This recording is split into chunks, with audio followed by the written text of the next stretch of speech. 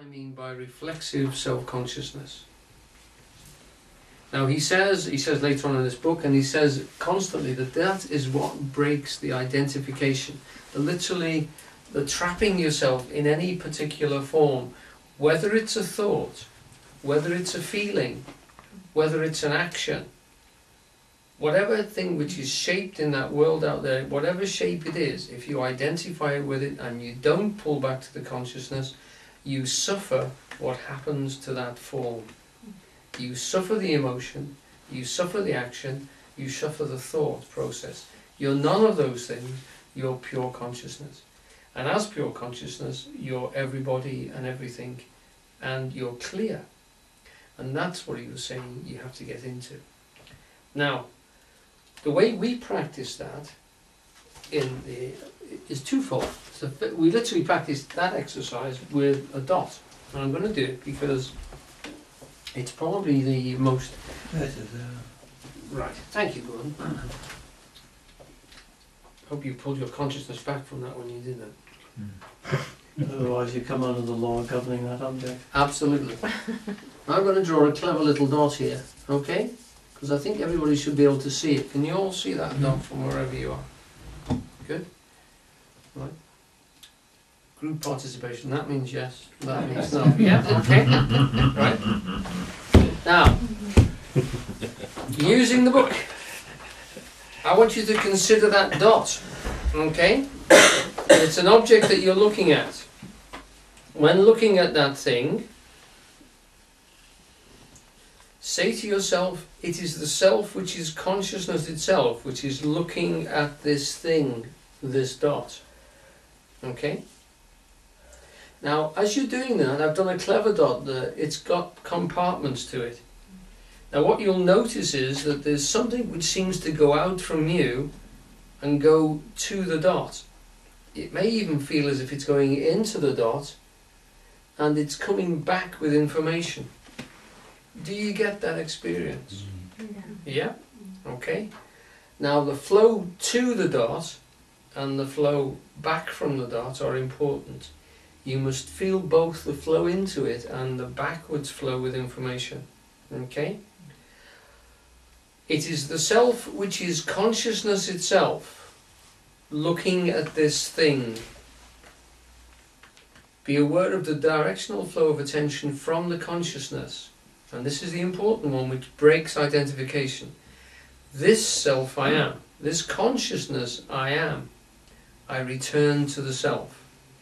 Okay, one must focus oneself again on the consciousness and become aware of the directional flow of attention from the thing back to the consciousness self. This backflow of consciousness to the self is what we mean by reflexive, bending back. Reflexive means bending back self-consciousness. He calls it elsewhere epistrophe. Literally, the Greek means for curving back, from literally repeating again, from coming back, returning to the self.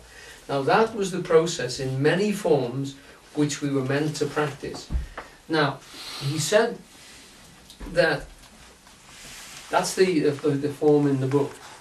The way that we were taught to do it by Ken was to do it in yoga exercises, and we were taught to do it with feeling states inside.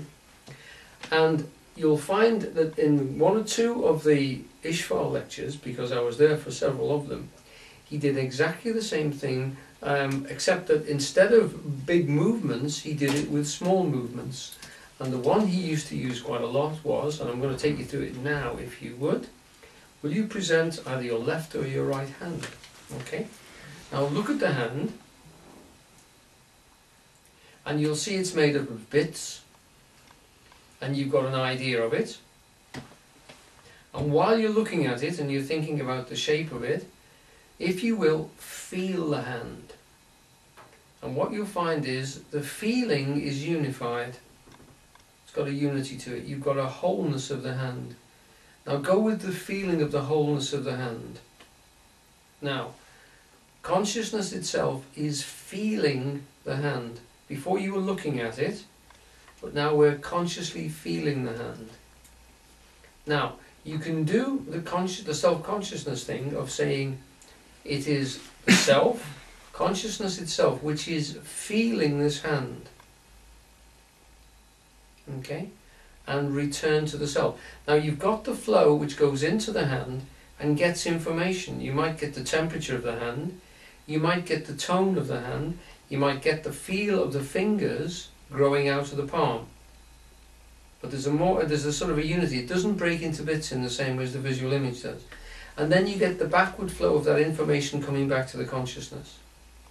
Now he used to take it a stage further with the hand, because he'd say, okay, now imagine you're going to close the hand.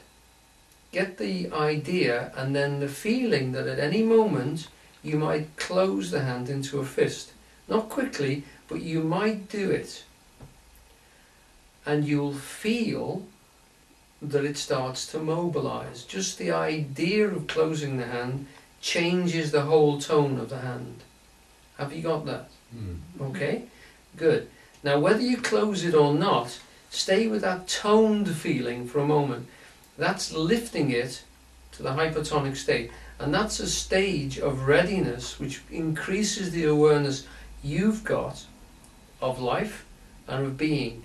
Now he would say that that becomes being when you do that, because suddenly it's more intense and it's got a containment and it's got a direction to it which it didn't have before.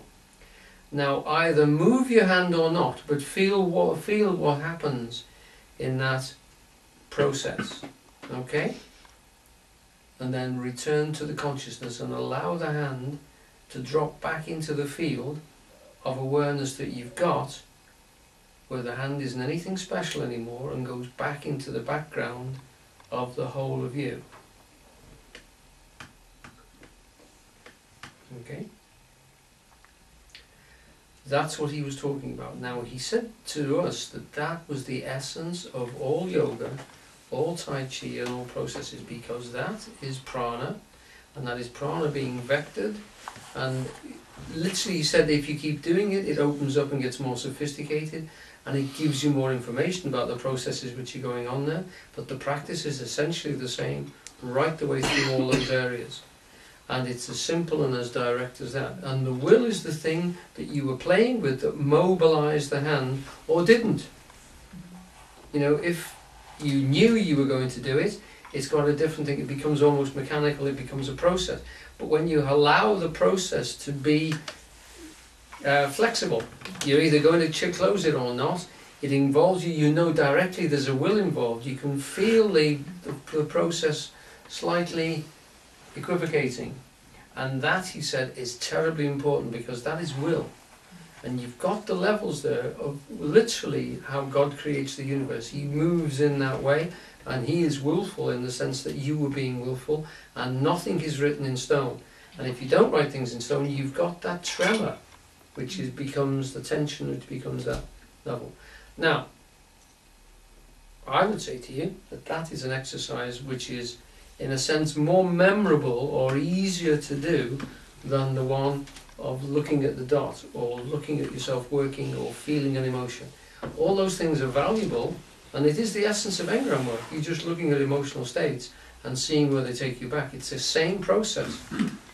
So that you got then, in a nutshell, a simplified version of every process which he spoke about, and which he said was the root of all the other processes as well, including the vocabulary work, the work on the dictionaries, the drama class, and the yantra. You're going into those states and you're looking at them consciously and you're getting the feedback from them, and you're trying to return them all the time to will.